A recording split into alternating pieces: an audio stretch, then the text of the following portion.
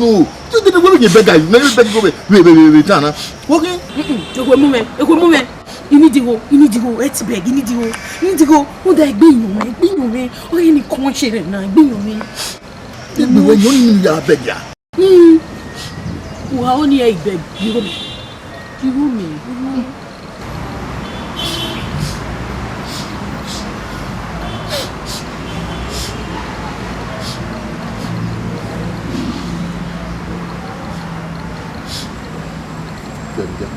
I need to get over it, man. Do you need it? Do you need it? I'm a woman. Hey, I beg him, man. Where's it? I can.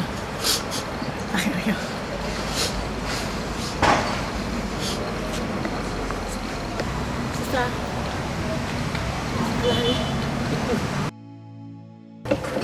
My brother, now. You know what I'm going to do? I'm going to do. One minute he was here. She's razzed, looking haggard, seeing where anything. So, one of my friends, Doctor, also going on the back way was because over I wanted to have more admission with the hospital and cost a lot of money. So now we what we're going to do. Nobody will be 100,000 and the drugs. I will just show you the nobody will find apartment. So I look around. There's nobody in the house who are okay. I want to buy the money. We should raise the money. Where you come in? For the sake of I will leave the money in the past. Now, they are being away. But I know you have the money. Please. Because if you born with the bone, you have the money. I don't have money to spend on that drug addict. Almost same way. Yimego Oboyasi. When we're a good Samaritan working. So Oguwe we Guwe. E came not stop. When we came out swim. They told you how we were swim. E came not stop. We came out swim. Because again now, Moya and where? Do you know this girl? No. When you were so don't worry how you are free. Sakiluwa. Could be my way and Kenya there. Live where my family everywhere. Okay, where anything insultive you type that way. Because from the way you are talking now, I believe we're ingrate. You will get them up as a result of your wickedness to her in the past in Europe. A godfather that money when I send it to jail. Here infuse every drug. Today she's addicted to it. Hey, you know, I know.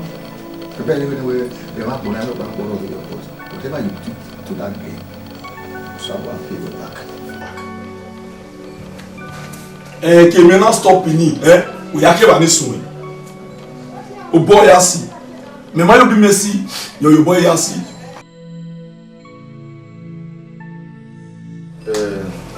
Pardon, sir. We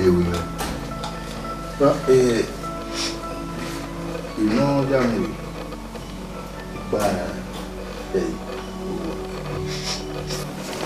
Creating a working can where or my figure here where working how am I where or see more.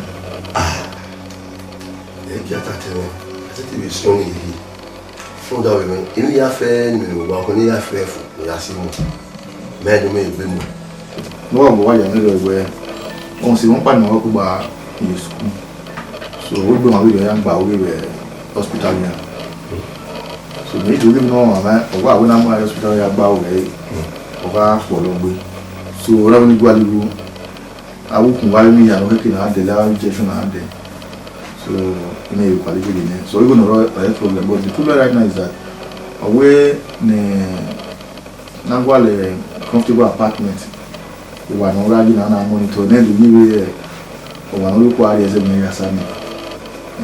So area where a boy now we are treated around now. Not by our monitor. Now okay.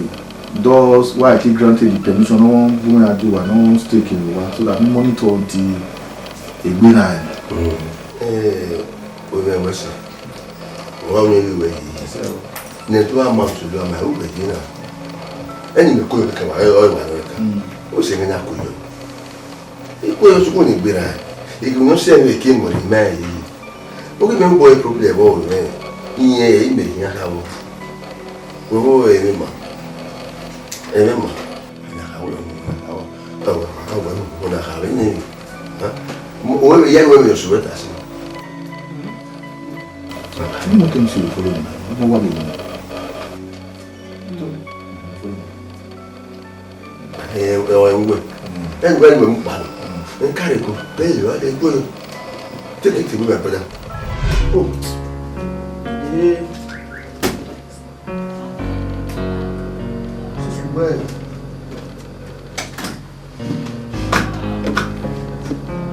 I'm getting now.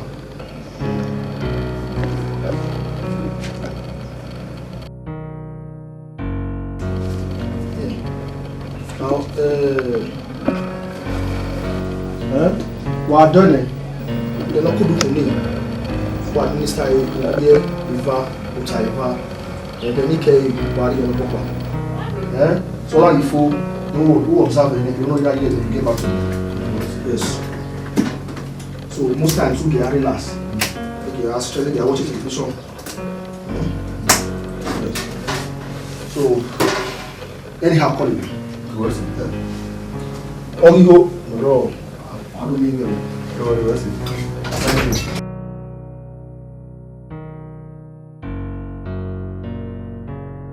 Hey, 20,000 naira you value. 20,000. We marry. Marry. Me ya we me be you can di ade. My me one time.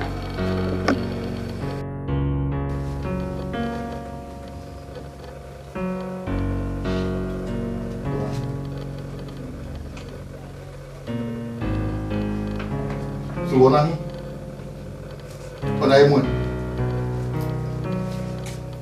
so despite the suffering while you want Kenya, they just to make sure we are able to buy your drugs. Man go away.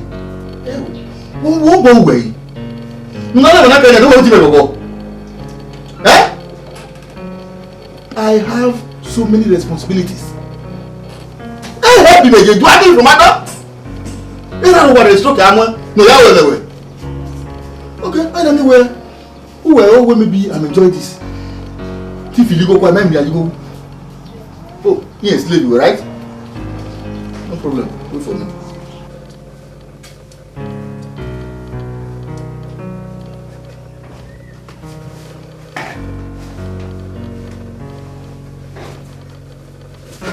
Oh, since the one Magua and who get one with prison, that's about to go.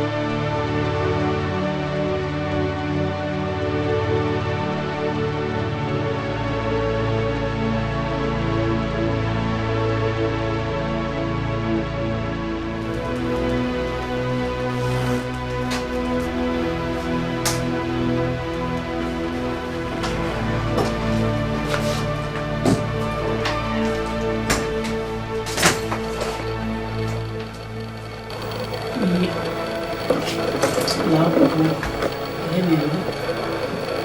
Yabone. Iya sẹ́ni. Là, ẹwà abádọ́ ni yàrá fún mi. Ìhọ́ jìnnà. Ọ̀kẹ́kẹ́ ni gbélé mẹ́ fàìtì ẹ̀yẹ. Là, owó. Là, I want to become a better person. Baby, Kanye.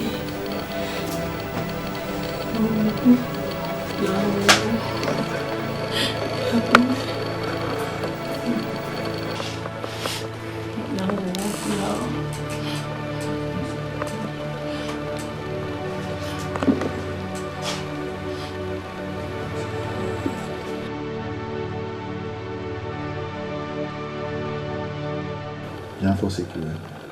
Provided anything that I can will.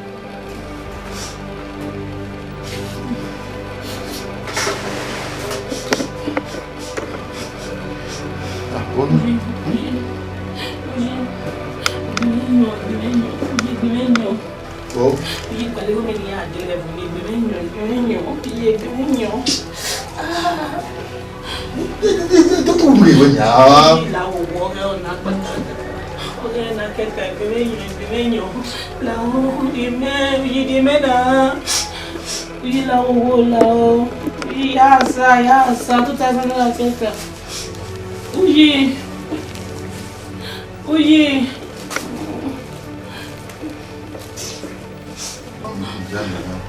É a mão banana.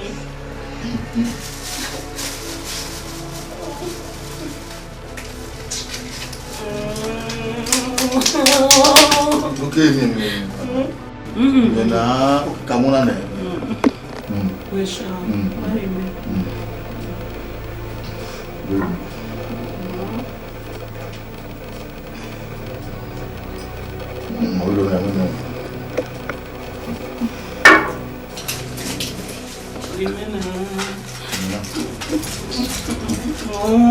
Muna baewo.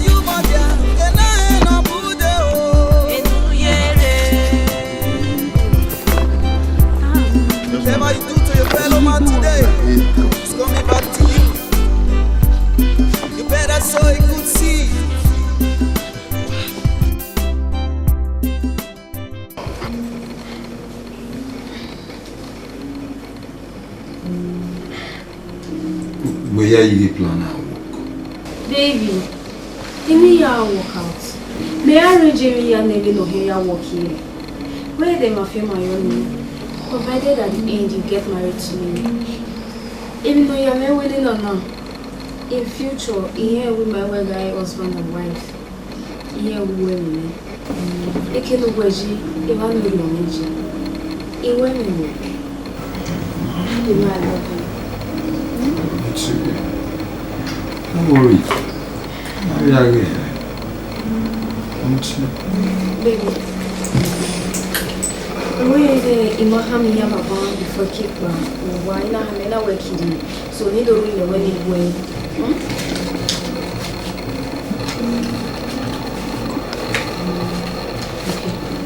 Well, you're not the good. You pay your money for 2 days.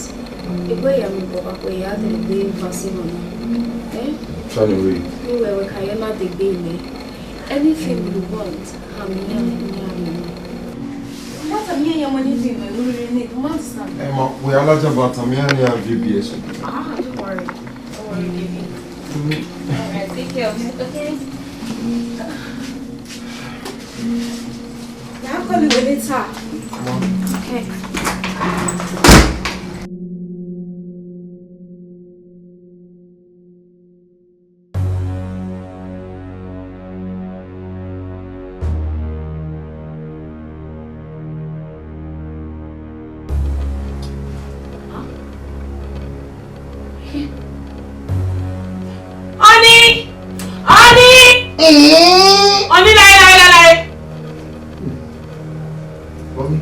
Honey, you only saw that around me. Yeah, me around. Where you? I worry, every ropa. Yare ya bugo. Ihe akwe, zeni oge mo tuwe. Yeah, me will later.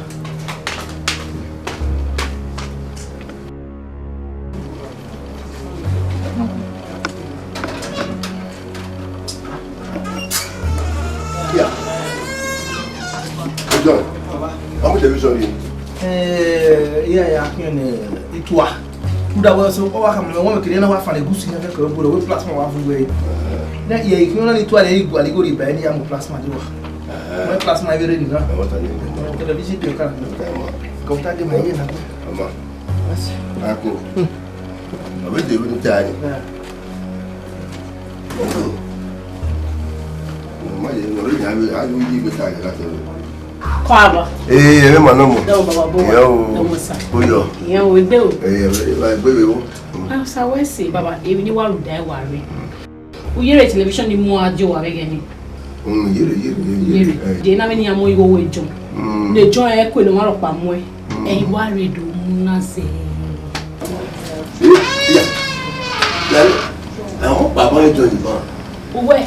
O fún ẹsẹ̀ ba, o le mu parẹ́ ọ̀pọ̀ ìjọ ni we ni afi. Owe ìyẹn go ba e, ìyẹn mu go si ìyẹn go ba, e no si ìyẹn go ba ya di plasma mo ajo wa. Me wa e ya. E mo be wa e. Wo ku ki yan. Wo ki yan ba. Ìdíni o de yan. E jo gbe wa. Ibu baba wa ṣe. Wo ki ba ṣe. O ge ki yan wo ni o. O baba, na ki o wo ṣe. Wo ṣe. Da me ko yi be. Ṣe fi ewe. Ṣe.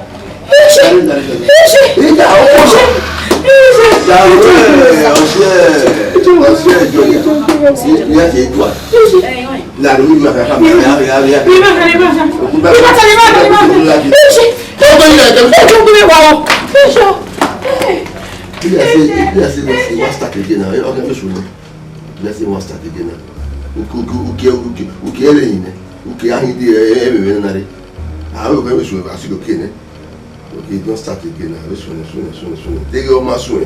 The television no the television we more than go marry adi. And we both do ya dream of television na ile ma wa. O so think about the way na me na telephone. It don't come again now. Hey, go keep out go we ye even maru. It come go. O amanu. Ndia. Mo television. Mo gato. What is the rationale behind this television? Working? Oji. Bring television up. You got to tell me what the story behind this TV.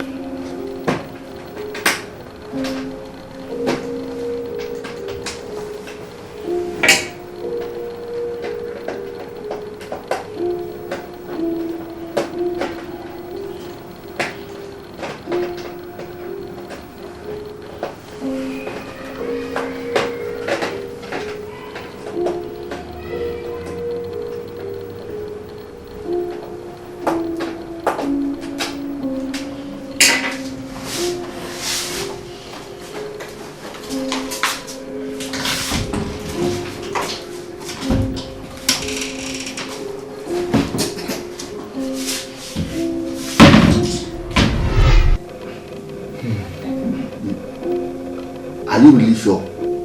Where Eagle with television? Yeah, sir. Eagle with television. A screwdriver, key.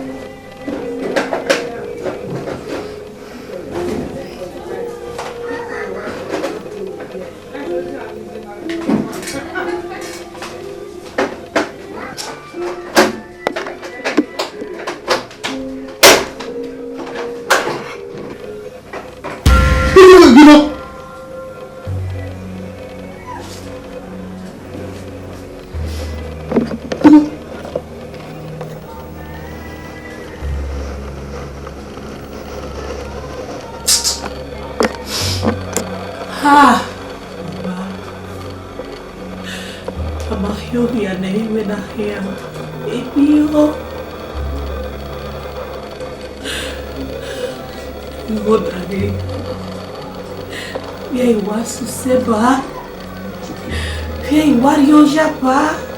Ah! Salapua.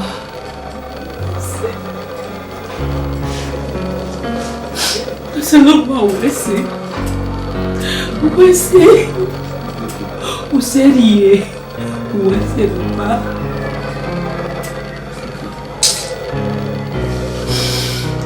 Ah!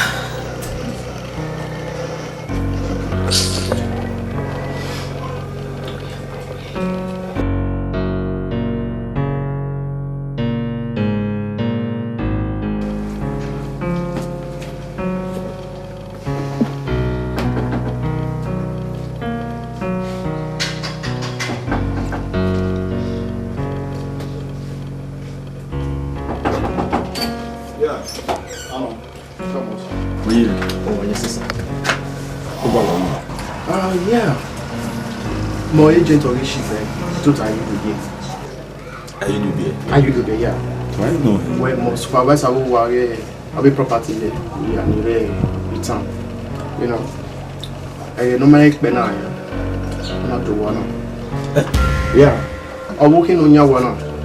Okay, man. All the original documents. I have my office. All one up there, and 2 by 2 no there. Uyigwe Street, done it by him, and one of the Mercedes Benz and the Honda car. So we do it by him. So all we need to have more way in a week's time. Why are evacuate one now?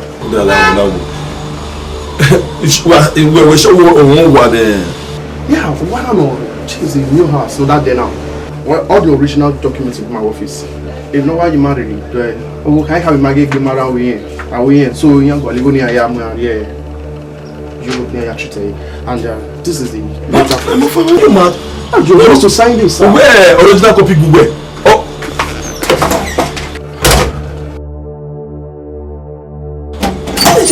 all my landed property document. Yeah, but what already yeah, but what already so everyone here, the original copy. don't working on your water. So how must I you got to hey, Oko. Yeah. Hey, Sandra, is Sandra Bankine to review the document here? Hey! If I was so, huh? 5 million, no I can cut him. Sandra, would you know? Sir, just have to take out. If I was so, if are you okay? If I come if I was so, hello,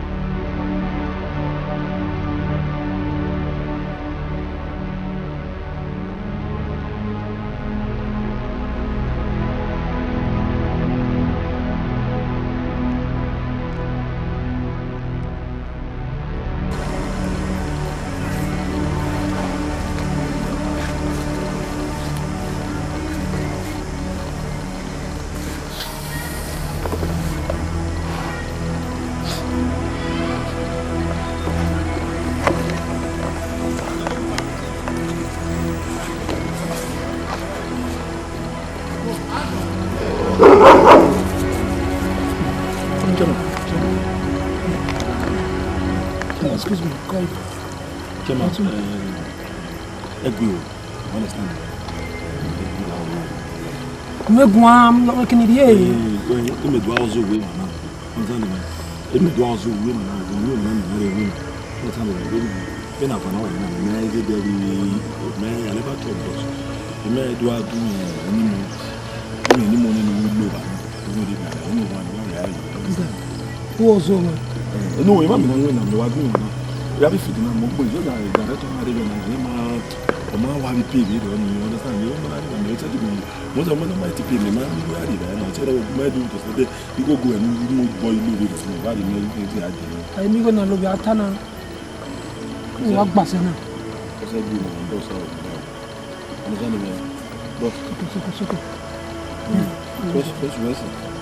boss. Maybe I tell you, buy me now. Boss.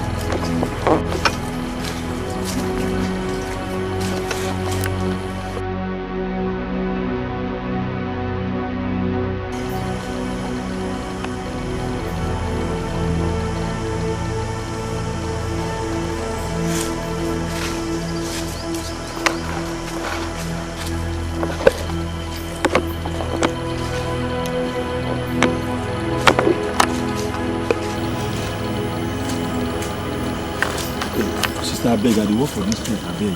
I don't know whether you feel see me every day because my wife tried to work for me.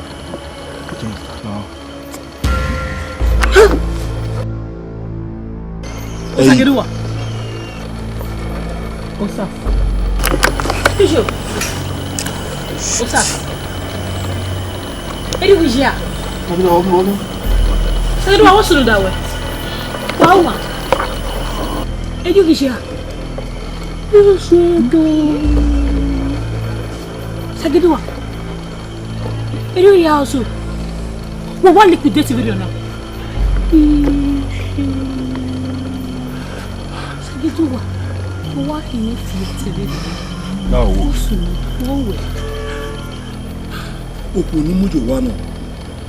Wa gbe me yagbon. Ibe enika, ibe mo sunu. A property me okay ne ya. You go wrong account and I withdraw it. Say good property me ya. Motor me ya. What's the woman I wear a barrier weapon? Why you in Nigeria? But we frustrating, eh? Hey, oh, okay, no, no, you saw money go yam me. Who will rescue me? The police over who him. He dropped the line. Me are in Nigeria, they are in Nigeria. The message is bad. Even when my involved in drop money, so anywhere system, there's no way near it here like Europe. And why I frustrated them? Hey, now.